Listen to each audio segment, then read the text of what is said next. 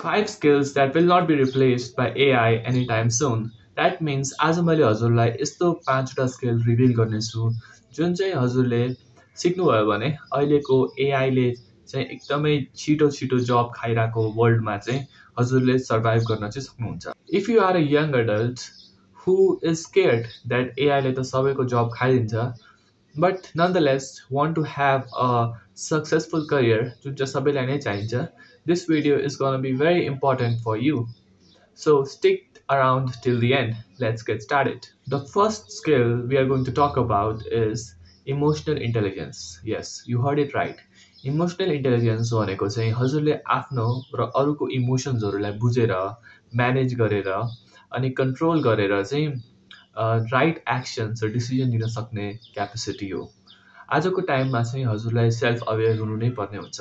हजुरभित्र के कस्तो क्यापेसिटिज छ, के कस्तो ट्यालेन्ट्स छ, त्यो चाहिँ हजुरले बुझ्नुभयो भने त्यो मात्र चाहिँ हजुरले अरूको इमोसन्सहरू, अरूको ट्यालेन्ट्सहरू बुझेर राइट डिसिजन र चाहिँ मान्छेहरूलाई राम्रै म्यानेज गर्न चाहिँ सक्नुहुन्छ।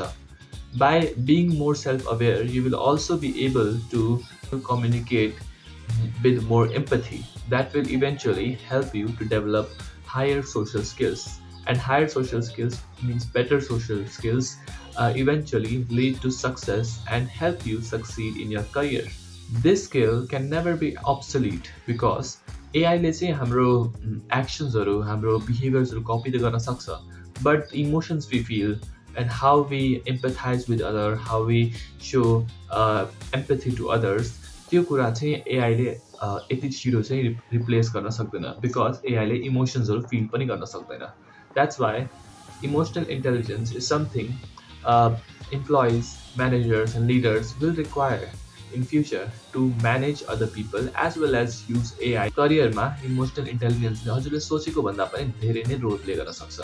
इन टुडेज जब मार्केट लिडर्सहरू, अन्टरप्रेन्योर्सहरू, म्यानेजर्सहरू लाई चाहिँ सक्सेसफुल हुन र सक्सेसफुल भइराख्नको लागि चाहिँ इमोसनल इन्टेलिजेन्सले चाहिँ ठुलो नै रोल प्ले गर्छ। द्याट्स वाइ अहिलेको एउटा स्टडिजमा चाहिँ यो समेत भेटिएको छ कि more than 71% of employers find emotional intelligence more important in employees rather than their hard skills like technical skills because technical skills can be replaced by AI but soft skills like emotional intelligence will not be replaced by AI anytime soon. The next skill is creative problem solving. Yes, हजुरलाई Apollo 13 एयरक्राफ्टको story चाहिँ याद छ होला है। So त्यसमा के भएको थियो भने स्पेसमा अक्सिजन ट्याङ्क्सहरू एक्सप्लोड हुँदाखेरि एस्ट्रोनट्सको ज्यान भनेको चाहिँ एआई वा चाहिँ कुनै कम्प्युटरले गर्दा भन्दा पनि टिम अफ स्मार्ट इन्जिनियर्सले बचाएको थियो किनभने उहाँहरूले चाहिँ आफ्नो क्रिएटिभ थिङ्किङलाई युज गरेर जुन फुटेको अक्सिजन ट्याङ्क थियो त्यसलाई डक्ट टेपको युजबाट चाहिँ फिक्स गर्नुभएको थियो। So this way they use their creative problem solving र त्यतिखेर पनि एआई वा चाहिँ कम्प्युटर भन्दा पनि तिनीहरूले क्रिएटिभ प्रब्लम सल्भिङलाई नै युज गर्नुभएको थियो। एआईले पास्टमा भएको इभेन्ट्सको बारेमा डेटा युज गरेर प्रब्लम्सहरूको सल्युसन त दिन सक्छ बट नयाँ क्रिएटिभ एन्ड ओरिजिनल आइडियाजलाई क्रिएट गरेर क्रिएटिभ र न्यू एन्ड क्रिएटिभ ओरिजिनल आइडियाजहरू चाहिँ डेभलप गरेर अनप्रेसिडेन्टेड प्रब्लम्सहरूलाई सल्भ गर्न सक्ने चाहिँ अहिलेसम्म एआईमा एबिलिटी चाहिँ आएको छैन। The third skill is adaptability and flexibility. Now, for a moment, imagine that you are a plumber and you have entered your customer's house to solve a problem he or she is facing. Now, the thing is, the problem that you are going to solve is not written in any kind of manual, so the problem is quite unique, and you are not able to find the solution in any kind of YouTube videos or online. But still, you will somehow fix that issue in your customer's house because you are adaptable and flexible as per the issue that the customer is facing. एआईले त्यस्तो प्रब्लम्सहरूको solution मात्र दिन सक्छ जसको बारेमा data चाहिँ पहिलादेखि नै feed गरिएको छ। That means it is pre programmed.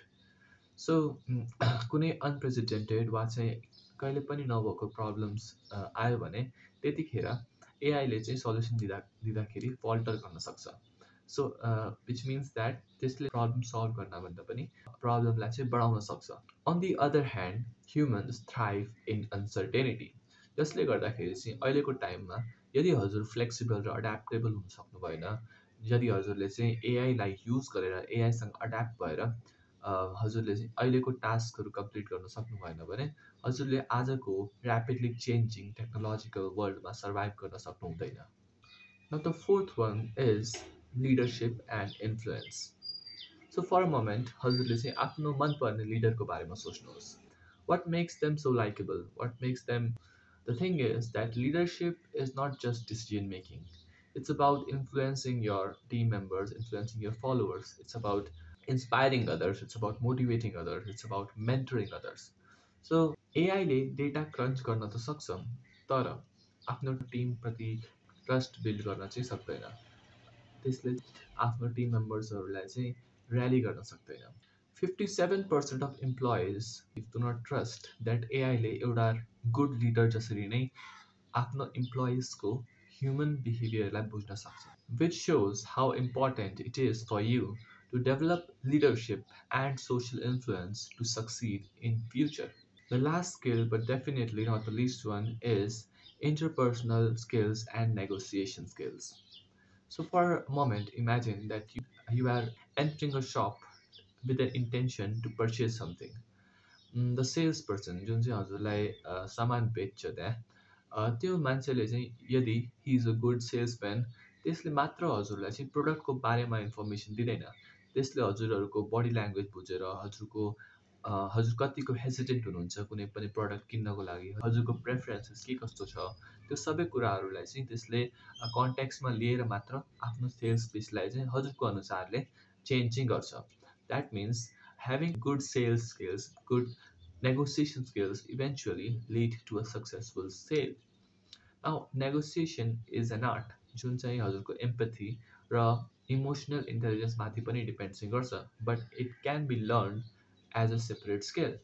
So, a negotiation skill will help you. Either it would be in getting a good salary for the job that you want, or selling the product that you are making as an entrepreneur. So, negotiation and sales will be required in future as well. This way, sales and negotiation will never go out of fashion. The skills that we have discussed about in this video किन important छ भने ओइसिटीको 2024 रिपोर्टको अनुसार आजको टाइममा जब एआईले चाहिँ धेरै जसो technical जब्सहरू लाई चाहिँ रिप्लेस गरिरहेको छ, क्रिएटिभ सोसियल र लिडरसिप स्किल्सको डिमान्ड चाहिँ एकदमै बढिरहेको छ। फ्युचर भनेको त्यस्तो मान्छेहरूको हुन्छ जसले एआई र कम्प्युटरले नगर्न सक्ने टास्कहरू चाहिँ गर्न सक्छ। द्याट मिन्स त्यसले एआईलाई मात्र युज नगरेर एआईले चाहिँ नगर्ने कुराहरू पनि आफैले चाहिँ गर्न सक्नुपर्ने हुन्छ।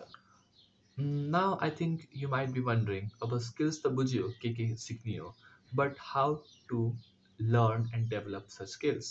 The thing is that today we have a wide variety of sources from which you can learn these kind of skills for completely free.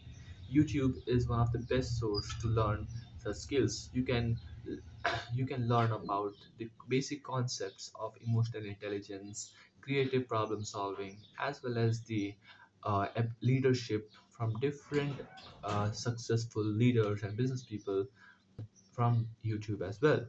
So search about it on YouTube, and you can also invest in different courses from successful leaders as well as teachers. If you like this video अनि यसले चाहिँ हजुरलाई अलिकति पनि help गर्न गरेको छ भने लाइक गर्नुहोला अनि सब्सक्राइब गर्न चाहिँ नभुल्नुहोला।